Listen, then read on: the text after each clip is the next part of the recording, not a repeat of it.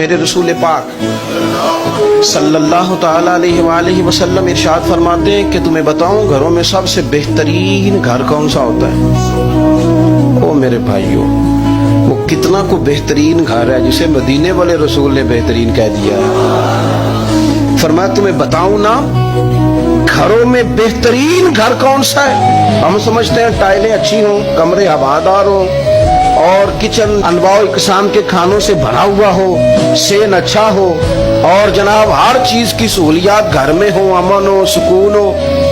نہیں، حضور فرماتے ہیں مجھ سے پوچھو نا بہترین گھر کون سا ہے؟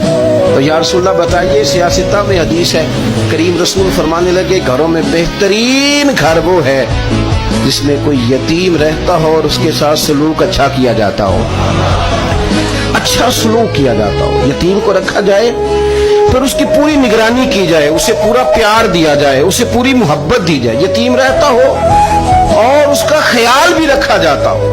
اور میرے نبی کریم صلی اللہ تعالی علیہ وسلم فرمانے لگے تمہیں بتاؤں نا کہ گھروں میں بدترین گھر کون سا ہوتا ہے؟ بدترین گھر کون سا ہے؟ حضور بتائیے۔